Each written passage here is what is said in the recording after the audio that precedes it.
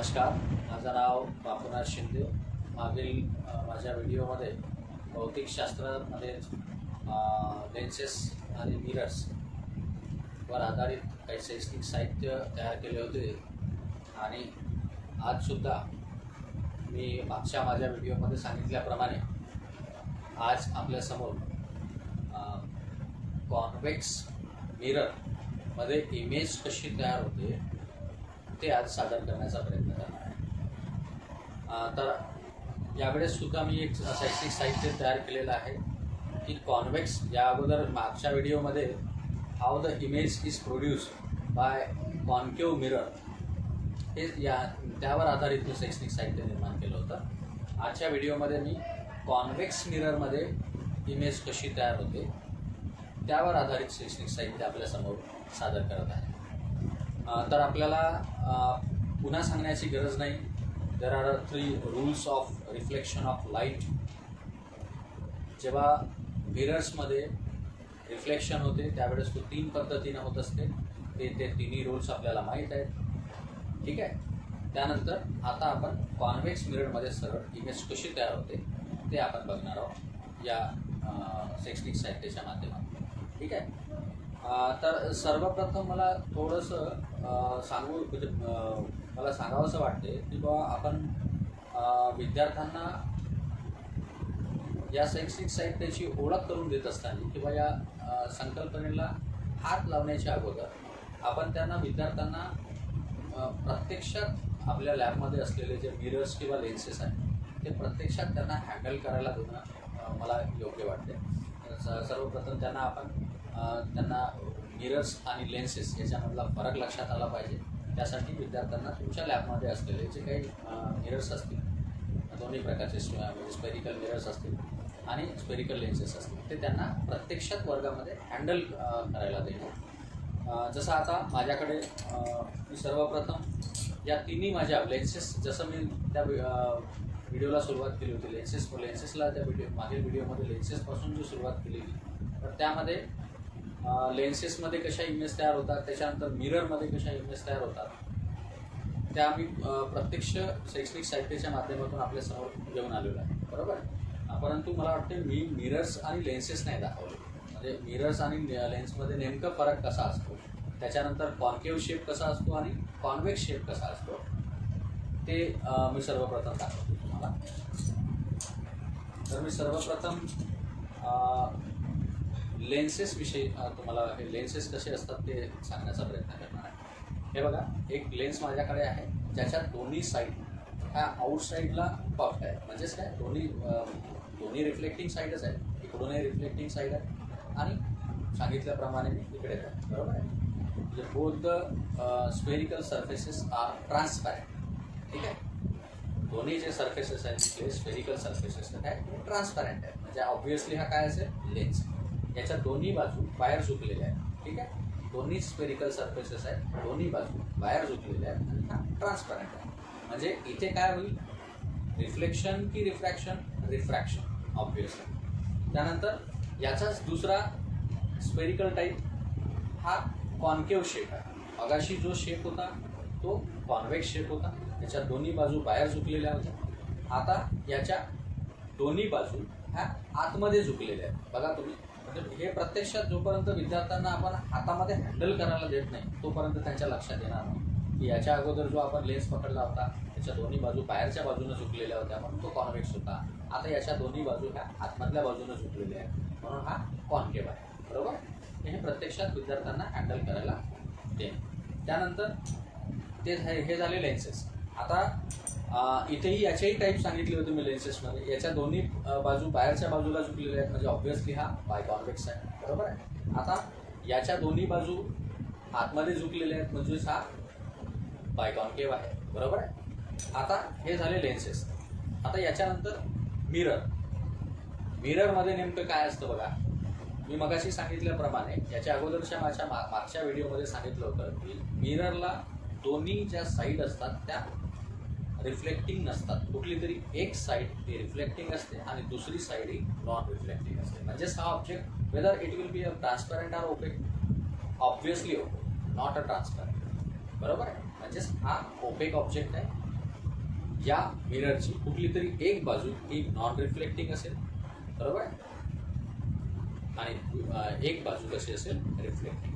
ठीक आहे, म्हणजेच इथून आता लाईट रेस हा आरपार जाणार नाही, लेन्सेसमध्ये हा आरपार जाणार, आता इथे हा आरपार जाणार नाही, कुठेतरी इथे आदळून तो रिफ्लेक्ट होऊन पुन्हा तो परत येणार आहे. ठीक आहे, हे एवढं एकदम क्लिअर असलं पाहिजे.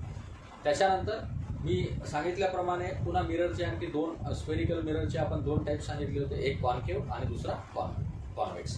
तर हा याची रिफ्लेक्टिंग साईड ही आतल्या बाजूने झुकलेली, आतल्या बाजूने झुकलेली, म्हणून हा कोणता मिरर असेल, कॉन्केव्ह. त्यानंतर दुसरा जो मिरर आहे माझ्याकडे, इथेही रिफ्लेक्शन होणार आहे, not a refraction like lenses. ठीक आहे, पण याची रिफ्लेक्टिंग साईड, एक साईड रिफ्लेक्टिंग आहे, दुसरी साईड नॉन रिफ्लेक्टिंग आहे सांगितल्याप्रमाणे.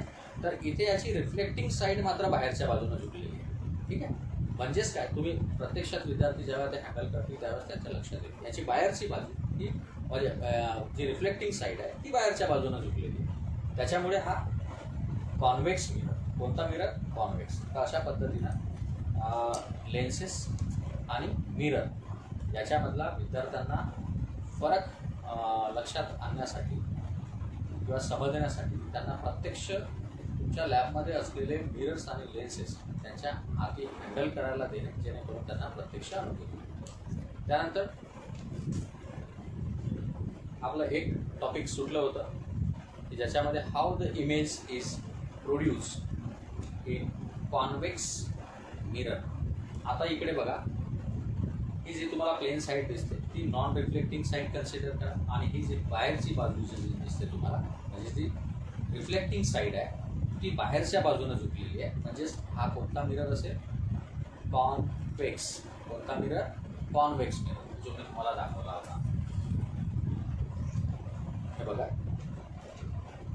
याची या मिररची रिफ्लेक्टिंग साईड ही बाहेरच्या बाजूने झुकलेली आहे. ठीक आहे, तसंच या सुद्धा मिररची रिफ्लेक्टिंग साईड ही बाहेरच्या बाजूने झुकलेली आहे, म्हणून हा कोणता मिरर झाला, कॉन्व्हेक्स मिरर. ठीक आहे, मग आता आपल्याला या कॉन्व्हेक्स मिररमध्ये इमेज कशी तयार होते हे आपल्याला विद्यार्थ्यांना या साहित्याच्या माध्यमातून पटवून द्यायचं आहे. ठीक आहे, त्यानंतर तुम्हाला माहीत आहे याच्या मागील माझ्या व्हिडिओमध्ये how the image is produce by concave मिररमध्ये कशी इमेज तयार होते ते आपण सांगण्याचा प्रयत्न केला. त्याच्यानंतर आज आपण कॉन्व्हेक्स मिररमध्ये इमेज कशी तयार होते ते आपण सांगण्याचा प्रयत्न करत आहोत. ठीक आहे, तर रूल्स माहीत आहेत, मागील व्हिडिओमध्ये आपण रूल्स सांगितले होते. 3 रूल्स माहीत आहेत आपल्याला. एक, the incident ray is parallel to the principal axis, the reflected ray will pass through the principal focus. त्याच्यानंतर second rule was exactly opposite to the first rule of reflection of light. If the incident ray is passing through the principal focus, the reflected ray will be parallel to the principal axis.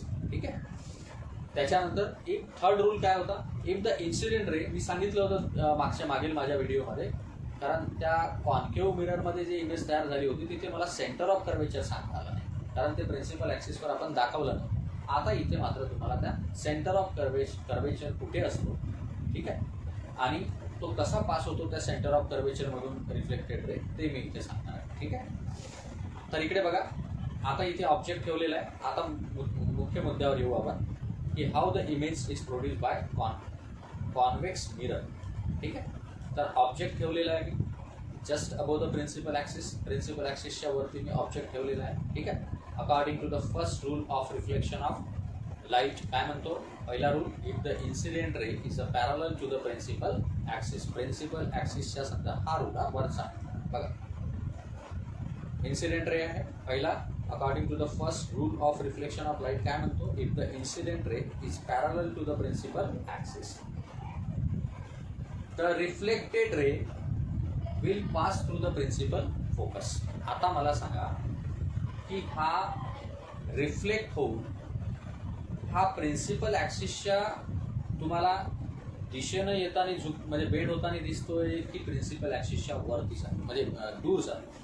तर obviously हा जो reflect होतो इथे, बरोबर आहे, हा reflect होणार आहे, इकडच्या इकडूनच रिफ्लेक्ट होणार आहे, जसं कॉन्केव्ह मिररमध्ये आपण बघितलं तसं. ठीक आहे, परंतु कॉन्केव्ह मिररमध्ये काय बघितलं आपण की तो रिफ्लेक्ट होऊन प्रिन्सिपल ॲक्सिसच्या दिशेने आला होता आणि प्रिन्सिपल ॲक्सिसवर कुठल्या तरी एका पॉईंटवर तो इंटरसेक्ट करून प्रिन्सिपल फोकस मिळवला.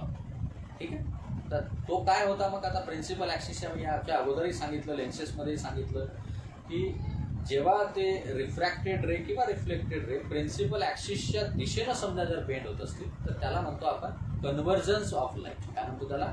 Convergence of light rays. ठीक आहे, आणि प्रिन्सिपल ॲक्सिसच्या दूर जात असतील तर त्याला म्हणतो आपण डायव्हर्जन्स ऑफ लाईट किंवा डायव्हर्जन्स ऑफ लाईट रेज. ठीक आहे, मग इथे मला सांगा की याची रिफ्लेक्टिंग साईड ही बाहेरच्या बाजूला झुकलेली आहे, तर ऑब्व्हियसली हा जो रिफ्लेक्टेड रे आहे तो obviously it will bends away from the principal axis. Principal ॲक्सिसच्या तो दूर जाईल. ठीक आहे, तो जवळ येणार नाही, प्रिन्सिपल ॲक्सिसच्या दिशेने येणार. ठीक आहे, तो प्रिन्सिपल ॲक्सिसच्या दूर जाईल. मग मला सांगा की जेव्हा आता हा रिफ्लेक्टेड रे प्रिन्सिपल ॲक्सिसच्या दूर जातो आहे तर मग आपल्याला प्रिन्सिपल फोकस तर प्रिन्सिपल ॲक्सिसवर मिळणार आहे. Obviously there is no doubt, त्याच्यामध्ये काही शंका नाही की आपल्याला प्रिन्सिपल फोकस कुठे मिळतोय? जिथे प्रिन्सिपल ॲक्सिसला इंटरसेक्टिंग पॉईंट मिळतो एखादा, बरोबर आहे, त्याला आपण प्रिन्सिपल फोकस कन्सिडर करतो. मला हे सांगा की समजा जर तो प्रिन्सिपल ॲक्सिसच्या दिशेनंच समजा जर येत नाही आहे, प्रिन्सिपल ॲक्सिस या उलट प्रिन्सिपल ॲक्सिसच्या तो दूर जात आहे, मग आपल्याला प्रिन्सिपल फोकस मिळेल कुठून? तर अशा कंडिशनमध्ये आपण काय करतो मग, if this reflected ray is extended in backward direction, समजा जर त्यालाच बॅकवर्ड डायरेक्शनला तुम्ही एक्सटेंड केले तर मात्र मग शक्यता आहे की प्रिन्सिपल ॲक्सिसवर कुठल्या तरी एका इंटरसेक्टिंग पॉईंटवर तो म्हणजे त्यालाच आपण प्रिन्सिपल फोकस कन्सिडर करू. ठीक आहे, तर according to the first rule of reflection of light, if the incident ray is parallel to the principal axis, when it will strike on the reflecting side of the convex mirror, it will get diverged. It will not bend towards the principal axis. However, it will diverge. तो diverge होईल. ठीक आहे, मग diverge झाल्यानंतर आपल्याला तर principal focus पाहिजे आहे, कारण पहिला रूल तर आपल्याला कोणत्याही परिस्थितीमध्ये सॅटिस्फाय करायचा आहे. तर मग अशा परिस्थितीमध्ये आपण याच रिफ्लेक्टेड रेला बॅकवर्ड डायरेक्शनला समजा जर एक्सटेंड केलं तर we will get the intersecting point on the principal axis and that will be our principal focus. That will be our principal focus. इथे आपल्याला प्रिन्सिपल फोकस मिळणार आहे. ठीक आहे, मग पहिला रूल सॅटिस्फाय झाला.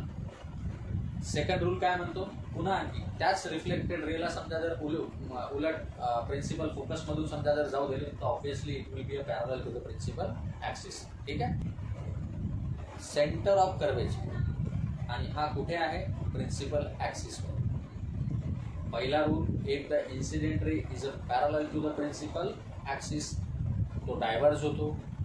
कन्व्हर्ज होण्याच्या ऐवजी तो डायव्हर्ज झाला, बरोबर आहे. मग आपण त्याला बॅकवर्ड डायरेक्शनला एक्सटेंड केलं, मग इंटरसेक्टिंग पॉईंट मिळाला आपल्याला प्रिन्सिपल ॲक्सिसवर, त्यालाच आपण प्रिन्सिपल फोकस कन्सिडर केलं. म्हणजेच पहिला रूल आपला सॅटिस्फाय झाला. सेकंड रूल त्याच्याच एक्झॅक्टली अपोजिट. आणि थर्ड रूल काय म्हणतो, if the incident ray is a passing through the centre of curvature. Centre of, मी मगाशी सांगितलं होतं तुम्हाला एक मागील व्हिडिओमध्ये, कॉन्केव्ह मिररमध्ये इमेज कशी तयार झाली होती त्यामध्ये सांगितलं होतं की समजा जर रिफ्लेक्टिंग साईडला कुठला तरी कर्वेचर असेल तर मग त्याचा सेंटर पण असेल, त्या कर्वेचरचा काय असेल? सेंटर. आणि तो सेंटर ऑफ कर्वेचर कुठे असेल? प्रिन्सिपल ॲक्सिसवर. ठीक आहे, तर मग आता तिसरा रूल, हा जेव्हा रिफ्लेक्टिंग साईडवर हा स्ट्राईक होतो, ठीक आहे, तर मग हा त्याच डायरेक्शननं वापस जाईल, बरोबर, त्याच डायरेक्शननं वापस जाईल. इट विल गेट, आरपार तर जाणार नाही. आरपार जाणार का? नाही, कारण याच्या अगोदरही मी सांगितलं होतं की मिररला एकच रिफ्लेक्टिंग साईड असते, दुसरी नॉन रिफ्लेक्टिंग साईड असते. म्हणजे रिफ्रॅक्शनचं there is no chance of refraction of light. इथे रिफ्रॅक्शनचं तर प्रश्नच येत नाही, बरोबर आहे. मग इथे काय होईल? रिफ्लेक्शन होईल.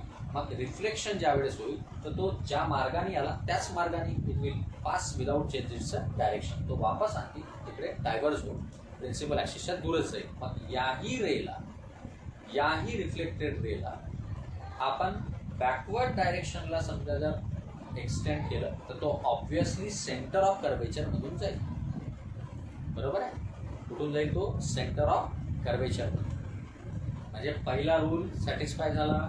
इन्सिडेंट रे हा प्रिन्सिपल ॲक्सिसशी पॅरलल आहे, तो डायव्हर्ज झाला, बरोबर आहे. त्याला बॅकवर्ड डायरेक्शनला आपण एक्सटेंड केलं, तो एका intersecting point on the principal axis create करत तो एका पॉईंटवरून गेला, त्याला प्रिन्सिपल फोकस आपण कन्सिडर केलं. आणि third rule, second rule exactly opposite. Third rule बघा, if the incident ray is passing through the centre of curvature. आता मला सांगा, डायरेक्ट तो सेंटर ऑफ कर्वेचर मी सेकंड रूल सॅटिस्फाय करायचं होतं किंवा सांगायचं होतं, म्हणून मी मगाशी डायरेक्ट सांगितलं तुम्हाला रूल की बाबा हा इन्सिडेंट रे जेव्हा सेंटर ऑफ कर्वेचरमधून जातो तर it will never change its direction, it will pass without change its direction. परंतु इथे असं होते का? नाही. तो लाईट रेस आरपार तर जात नाही, कारण याची एकच साईड रिफ्लेक्टिंग आहे, दुसरी नॉन रिफ्लेक्टिंग आहे, म्हणजे हा ऑपेक आहे. बरोबर आहे. किरण आरपार तर जाणार नाही, मिररच्या आरपार तर जाणार नाही. मग अशा वेळेस काय होईल? तो पुन्हा रिफ्लेक्ट होईल. ज्या मार्गाने येईल त्याच मार्गाने तो रिफ्लेक्ट होईल, मग त्याच मार्गाने तो रिफ्लेक्ट होईल. तर मग अशा कंडिशनमध्ये आपल्याला सेंटर ऑफ कर्वेचरमधून तर त्याला न्यायचं आहे. तर मग कसा नाही? जेव्हा त्याला बॅकवर्ड डायरेक्शनला तुम्ही एक्सटेंड करत न्याल त्यावेळेस it will definitely goes through the intersecting point on the principal axis and that will be your centre of curvature. ठीक आहे. तर अशा पद्धतीनं तिन्ही रूल सॅटिस्फाय झाले. आता इमेज कशी तयार होते बघा. पहिला रूल सॅटिस्फाय झाला, incident ray is a parallel to the principal axis, it will get a diverse, reflected ray will get a diverse. If we extend this reflected ray in a backward direction, it will pass through the principal focus on the principal axis. According to the third rule of reflection of light, if the incident ray is a pass through the center of curvature, पुन्हा सांगितलं इथपर्यंत येईल, इथून तो वापस जाईल, म्हणजे reflect होईल. बरोबर आहे. त्याचं परावर्तन. आणि बॅकवर्ड डायरेक्शनला एक्सटेंड केलं तर बरोबर तो सेंटर ऑफ कर्वेचरमधून जाईल.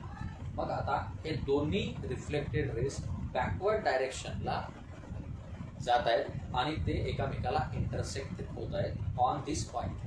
दिस is called as a intersecting point of both the reflected rays. आपण या दोन्ही रेजला एक्सटेंड केलेलं. These rays, reflected rays are not real. बरोबर.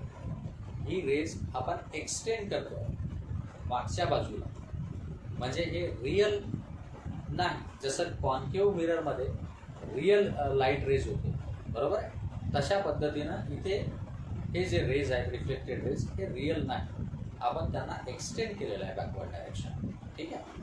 तर हे दोन्ही reflected rays, extended reflected rays एका पर्टिक्युलर पॉईंटवर इंटरसेक्ट करतायत. This intersecting point and the point on the principal axis, that will be our image. ही आपल्याला इमेज. मग आता ही इमेज कशी तयार होईल, तिचं नेचर काय असेल, साईज काय असेल आणि पोझिशन काय असेल. ठीक आहे. तर सगळ्यात पहिले ऑब्जेक्ट बघा कोणत्या पोझिशनमध्ये आहे, इरेक्ट. इमेज बघा कोणत्या पोझिशनमध्ये आहे, इरेक्ट. बरोबर. म्हणजेच पोझिशन कळली आपल्याला की the image is produced by convex mirror will be a erect. ठीक आहे. Not inverted, it is a erect. त्याच्यानंतर this image is a smaller than the object. Image कशी तयार होत आहे, स्मॉलर दॅन द ऑब्जेक्ट. ऑब्जेक्टपेक्षा इमेज कशी तयार होत आहे, स्मॉलर. ठीक आहे. साईज कळाला आपल्याला, त्याची पोझिशन कळाली. त्याच्यानंतर whether it will be a real or virtual. What do you think? आता मला सांगा, ही इमेज जी तयार झाली ती रिफ्लेक्टिंग साईडच्या दिशेनं तयार झाली की नॉट रिफ्लेक्टिंग साईडच्या दिशेनं तयार झाली. Whether it is form beyond the mirror or behind the mirror. इथे इमेज आता तुमची तयार झाली बिहाइंड द मिरर. बरोबर आहे. हे जे रिफ्लेक्टेड रेज होते एक्सटेंडेड, आपण त्यांना एक्सटेंड केलं होतं. बरोबर आहे. म्हणजेच तेव्हाच मी सांगितलं होतं की these reflected rays are not real. बरोबर. मग समजा जर ते नॉन रिफ्लेक्टिंग साईडच्या मिररच्या बिहाइंड साईडला समजा जर ती इमेज तयार होत असेल तर हे लाईट रेजच समजा जर रियल नाही आहे तर इमेज रियल तयार होईल का? नाही. It will be a virtual. It's not a real. Virtual image तयार.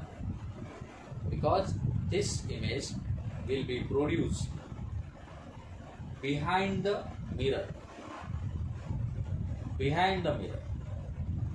in front of non-reflecting side. That is, therefore this image will be produced as a virtual. कारण या रिअल लाईट रेसनी इमेज तयार झालीच नाही.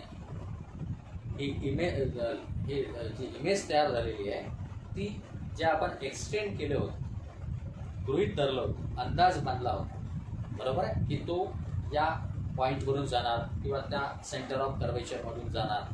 ठीक आहे, तेव्हा कुठं ते इंटरसेक्ट झाले होते आणि आपल्याला इंटरसेक्टिंग पॉईंट मिळाला होता. This intersecting point and the point of the principal axis, that will be, this distance will be our image. ठीक आहे, मग आता तीन गोष्टी लक्षात आल्या आपल्या. एक, this image will be a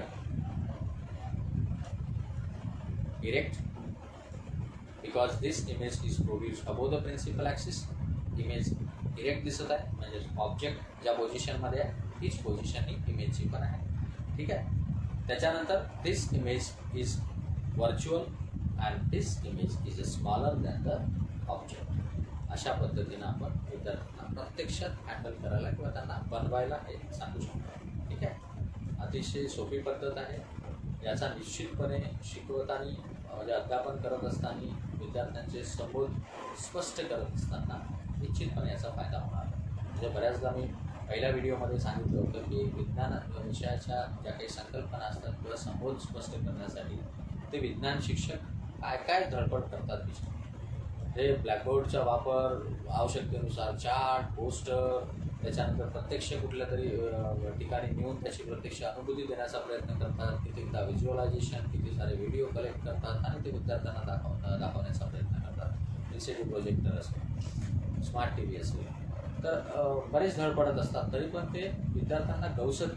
मग अशा वेळेस आपण अशा छोट्या छोट्या समजा जर प्रतिकृती तयार केल्या किंवा शैक्षणिक साहित्य तयार केलं, त्यांना की विद्यार्थ्यांना बनवायला लावले किंवा विद्यार्थ्यांना हँडल करायला दिले, तर त्यांना लक्षात येऊन जातं की बाबा इथे आता इमेज दिसतोय इरेक्ट आहे, त्याच्यानंतर ऑब्जेक्ट इरेक्ट दिसतोय, तर मग इमेज कसा आहे तोही इरेक्ट आहे, बरोबर आहे, कारण ते दोन्ही अबोव द प्रिन्सिपल ॲक्सिस आहे. अशा पद्धतीने आपण छोट्या छोट्या या प्रतिकृतीच्या माध्यमातून वैज्ञानिक संबोध किंवा संकल्पना आपण स्पष्ट करू शकतो. धन्यवाद.